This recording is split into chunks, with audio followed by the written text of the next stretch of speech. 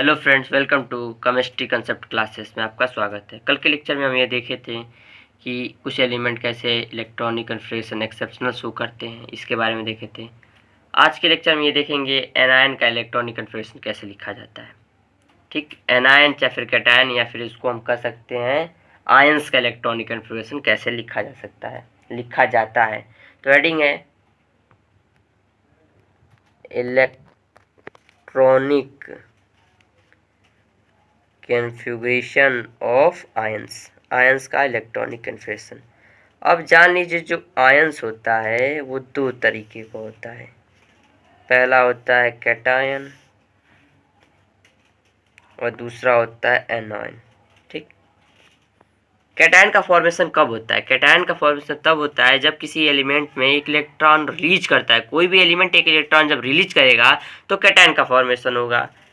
तो कैटायन का फॉर्मेशन होता है बाय रिमूवल ऑफ इलेक्ट्रॉन, यानी कि कोई एम एलिमेंट था, ये एक इलेक्ट्रॉन रिमूव कर दिया, तो जब रिमूव करेगा तो इस पर एक पॉजिटिव चार्ज आ जाएगा और इसी को कैटायन कहेंगे, और ये रिमूव इलेक्ट्रॉन ही कर दिया था। ठीक, अब एनायन का फॉर्मेशन कब होता है? एनायन का फॉर्मेशन तब होता है जब कोई भी एलिमेंट एक इलेक्ट्रॉन ग्रहण करता है। ठीक, एक इलेक्ट्रॉन जब ग्रहण करेगा, गेन करेगा, तो एनायन का फॉर्मेशन होगा। तो बाय गेनिंग ऑफ इलेक्ट्रॉन,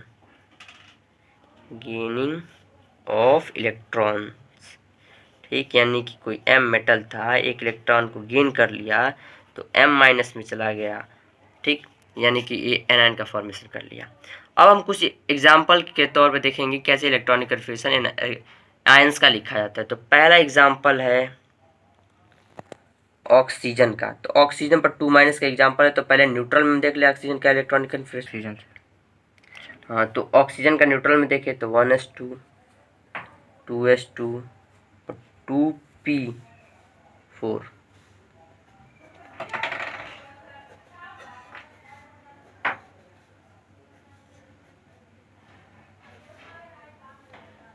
ये तीन ही रहेगा, 6 इलेक्ट्रॉन आते हैं, 1 2 3 4। ठीक, अब देखिए, जब ऑक्सीजन 2 इलेक्ट्रॉन ग्रहण कर लिया, यानी कि इसके लास्ट सबसे में 2 इलेक्ट्रॉन आ गया, तो 2p4 था तो 2p6 हो जाएगा कि 1s2 2s2 2p6 हो जाएगा। ऐसे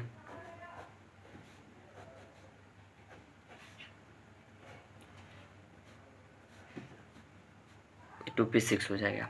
ठीक, तो इस तरह से ऑक्सीजन का लिखा गया। दूसरे देख लेते हैं, दूसरे देख लें, क्लोरीन का देख लें।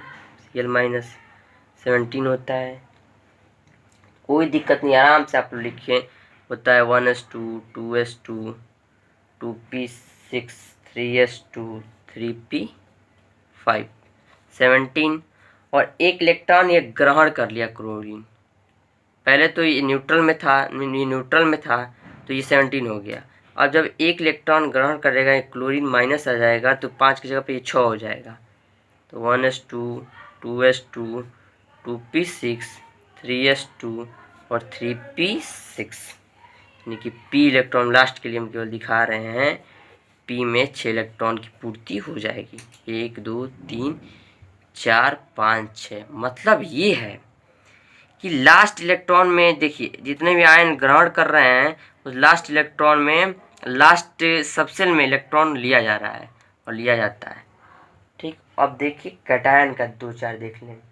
तो कैटायन का देखें, पहला एग्जाम्पल कैटायन का यदि हम देखें तो क्रोमियम का देख लें, क्रोमियम 3+। ठीक, क्रोमियम का देख लें तो पहले क्रोमियम का न्यूट्रल में देखें 24 होता है, 1s2 2s2 2p6 3s2 3p6 4s2 3d, कितना हुआ 10 18 20 34। ठीक, ये 4 electron.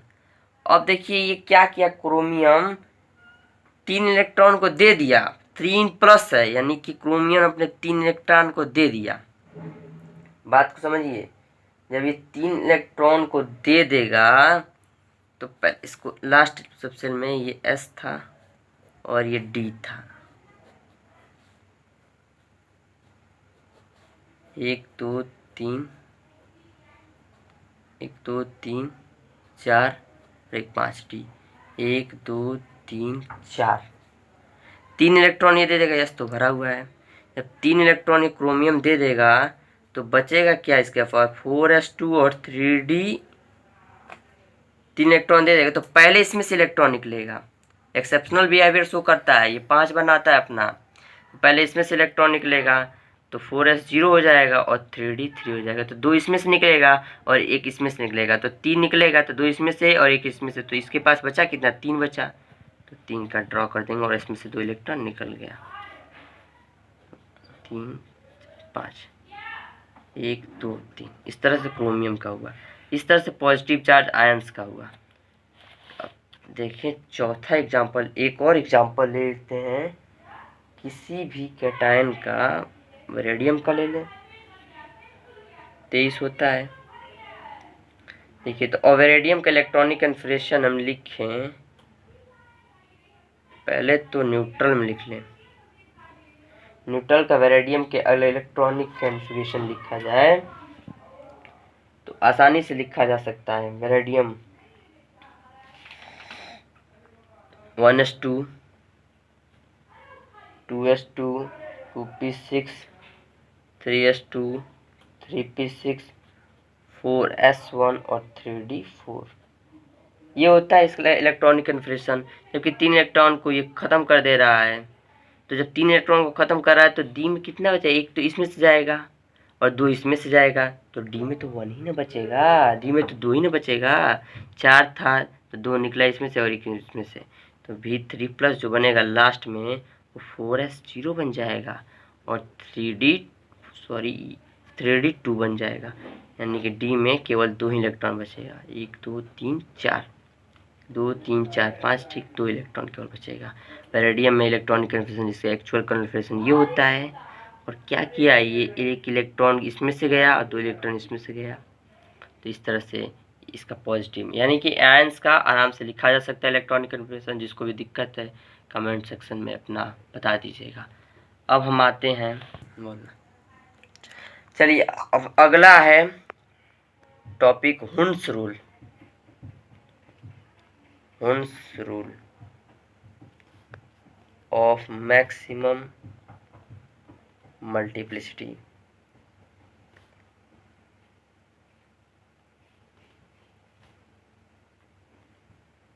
Hund's rule of maximum multiplicity, Hund's के नियम है, इसको देखते हैं। तो हुन्स के नियम के अनुसार हुन्स जी ने ये बताया कि किसी भी ऑर्बिटल में इलेक्ट्रॉन को इस प्रकार अरेंज किया जाए कि वो orbital maximum number of unpaired electron दे, माने उसमें पेयरिंग कम हो इलेक्ट्रॉनों का।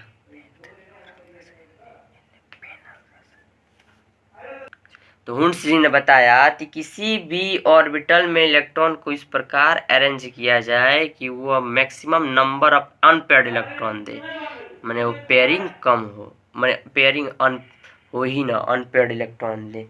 तो अकॉर्डिंग टू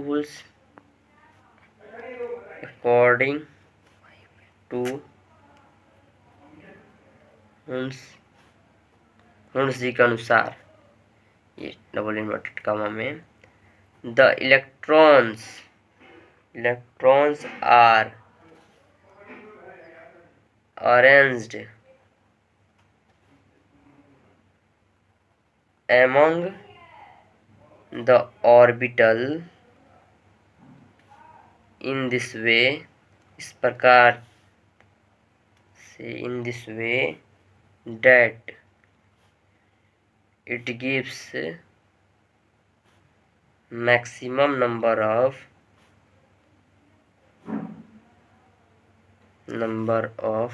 unpaired electrons।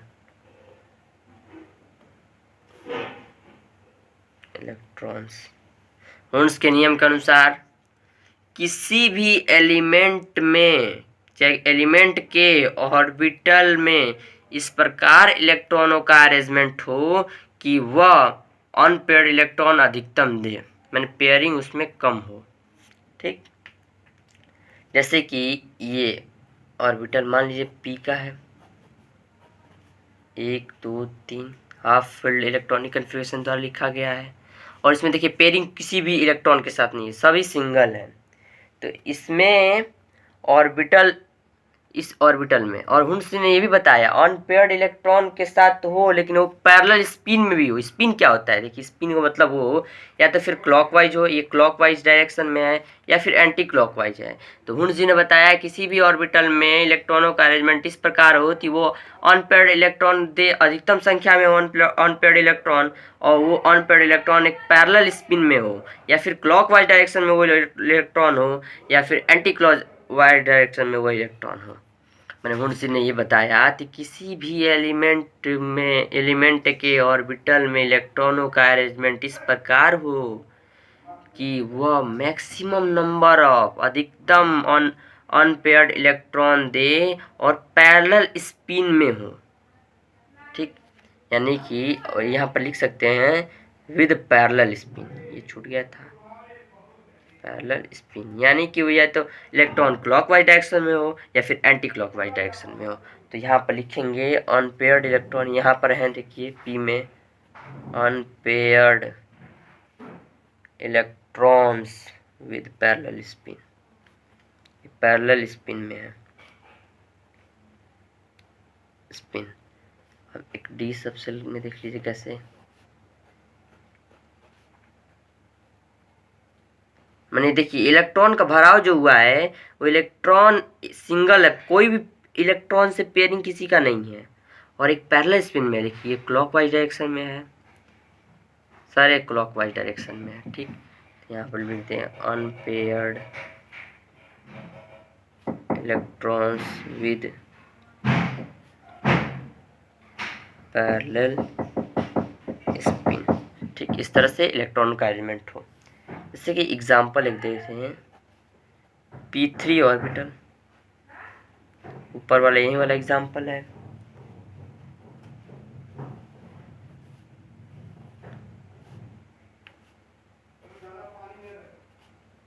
ठीक, p3 ऑर्बिटल, इसमें देखिए पहले तो जान ली स्पिन, आगे देखिए क्वांटम नंबर 4 प्रकार के होते हैं, प्रिंसिपल क्वांटम नंबर, एज़मुथल, मैग्नेटिक और स्पिन क्वांटम नंबर। तो स्पिन क्वांटम नंबर में ये बताया जाता है कि इलेक्ट्रॉन किस अरेंजमेंट मैंने कौन सी दिशा में है, क्लॉकवाइज हैं या फिर एंटी क्लॉकवाइज हैं, वहाँ पर हम पढ़ेंगे आसानी से, स्पिन वैल्यू भी वहाँ पर बताया जाएगा। तो फिलहाल इसमें थोड़ा सा उसका उपयोग है तो इसलिए हम बता रहे हैं स्पिन वैल्यू क्या होता है। देखिए यदि कोई भी इलेक्ट्रॉन क्लॉकवाइज डायरेक्शन में होता है तो जो उसका स्पिन वैल्यू एस का वैल्यू होता है वो +½ होता है। देखिए यदि क्लॉकवाइज डायरेक्शन में इलेक्ट्रॉन है तो एस का वैल्यू +½ है, यही एंटी क्लॉकवाइज ऐसे हो जाए तो ये -½ हो जाता है एस का वैल्यू। यहाँ पर उपयोग के तौर पे स्पिन वैल्यू क्लॉकवाइज डायरेक्शन में इलेक्ट्रॉनों का +½ और एंटी क्लॉकवाइज में -½ तो यहाँ पर इस टोटल स्पिन वैल्यू सभी इलेक्ट्रॉनों के लिए लिखें, टोटल स्पिन वैल्यू लिखा जाए एस का, तो यहाँ इसके लिए देखिए +½ क्लॉकवाइज में, ये भी क्लॉकवाइज में तो +½ और ये भी क्लॉकवाइज में है तो +½ यानी कि पूरा कितना आया, पूरा आ जाएगा आपका